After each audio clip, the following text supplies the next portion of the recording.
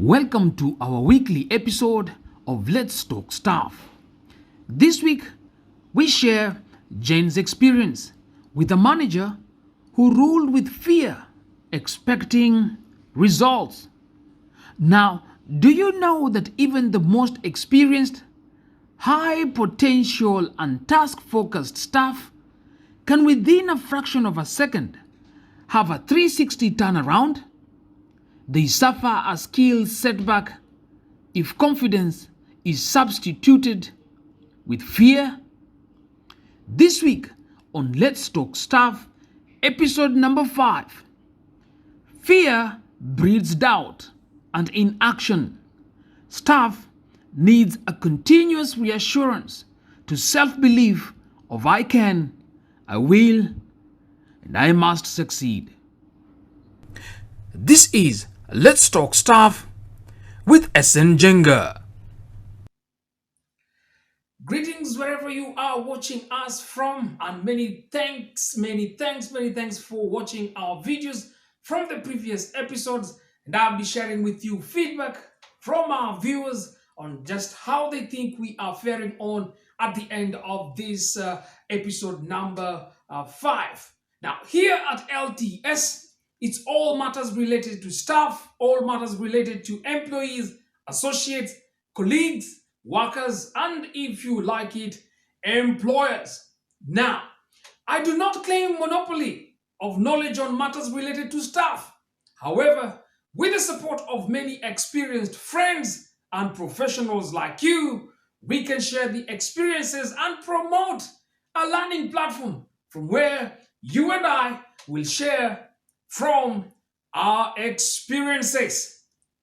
Now, do you know that even the most experienced, high potential staff who is very articulate with all manner of information within a fraction of a second can have a 360 roundabout and suffer a skill setback as a result of substitution of confidence with fear?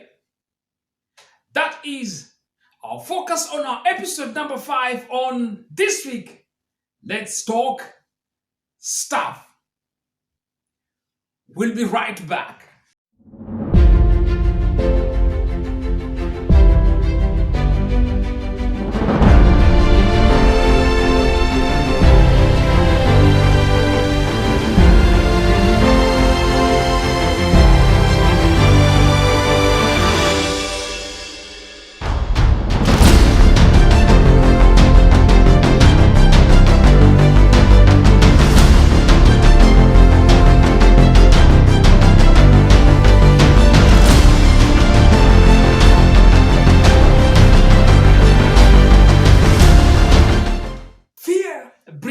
Doubt and inaction. Staff needs a continuous reassurance of self-belief of I can, I will, and I must succeed. Now, Jen, not her real name, is our experience story this week on episode number 5. Now, Jen was a waitress in an all-day dining restaurant which had a capacity of about 1,200 when it is full, serving breakfast, lunch, and dinner. Now, she is considered as a superstar, and Jen is always the preferred choice when we have high-end profile guests in that specific hotel. Her product knowledge is impeccable, and her mastery of service delivery is beyond reproach. Jen is that kind of a staff whom you will call a superstar. Now, during one of the conference hosted in Jen's company, Jen's hotel, I experienced and enjoyed an immaculate service during breakfast, and Jen delivered a service worth a memorable experience. Why? I enjoyed it. That's why I say without doubt, Jen is a superstar. Now, during the lunch break, a table that had been reserved for high-end profile guests was being attended to by Jane and two other staff. Now, shortly, four guests arrived, and you could tell by the way they were being ushered into the restaurant that these were not just ordinary guests, but these were VVIPs. But something was missing. Although Jane was smiling, she was visibly shaken by the presence of these VIPs. I took a keen interest after my attention was drawn to that table by a sound of breaking glasses. Now, Jane had accidentally dropped 3 juice glasses from the tray. Now, the irony is she has no history whatsoever of ever doing something like that, leave alone to high-profile guests.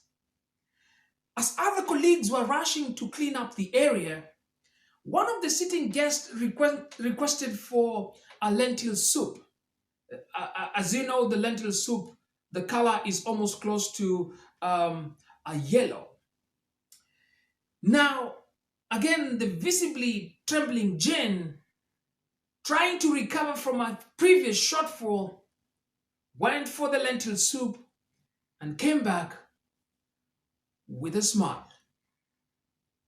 Now, holding the bowl of that creamy yellow lentil soup, as fate will have it, while in the process of placing this lentil soup on the table, the spoon tilted a little bit, and with a reflex reaction, Jane shook the bowl and emptied the contents of the soup on a spotless white shirt of the guest. Now, at this point in time, the situation had taken a twist that had prompted the outlet manager, had prompted the director of F&B to be present at the scene to try and do what we call a service recovery in order to contain the incident. Now, Jane was sent to take a break from service. The next morning, because I was still in the same hotel, while having breakfast, I sought to know what really had transpired as Jane was serving us coffee.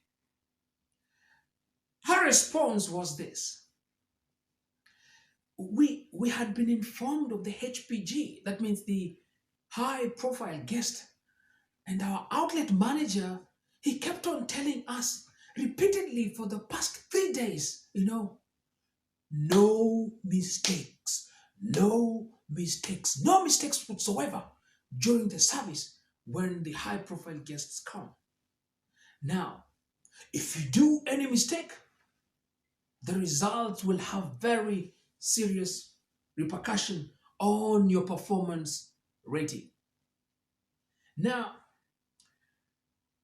we all started operating in the fear of unknown, since nobody wanted to make any mistakes, not even a tiny mistake, when this high-profile guest will come. What kept ringing in our minds, and not just only me, but also my fellow colleagues, was the harsh words by the manager of the outlet: no mistakes, no mistakes. Now, being afraid of making a mistake is what made Jane commit that mistake. Now, see, friends, being afraid of making a mistake is identified as a core process with power and control, found to have explanatory evidence in determining how and why that fear will be made manifest. Now, the experience of Jane is an example of how instilled fear has negative impact to staff and the possible outcomes during service delivery. The consequences include but not limited to: 1. Distrusting staff. 2. They will cooperate reluctantly. 3. Learning reticence. 4. Delaying help seeking. 5. Avoiding services. And 6, but not least, in fact, our staff may start to avoid exposure for fear of failing or even making a mistake during service delivery. Now, the quest for excellent service delivery doesn't necessarily mean managing a team through fear. On the contrary, a good manager will empower the staff on how to handle setbacks during service delivery. And in fact, a manager should instill a sense of self-confidence in the team in order to create a memorable service delivery. Any manager, any person under a supervisory level or in a position of influence, if you want to succeed, do not manage your team by instilling fear in them. That does not define any element of good leadership. Now, I hold the view that mistakes may happen. True. We all make mistakes and staff make mistakes also. But the ideal thing to do is to find and address the root cause of these mistakes, embrace them, and find an amicable solution as a learning curve to avoid similar occurrences in the future. Now, all staff need to be treated with objective leadership and not with the subjective rod of fear, expecting magic to happen. Now, on the simple truth of this week, I choose to create my own statement. And I say this without fear of contradiction.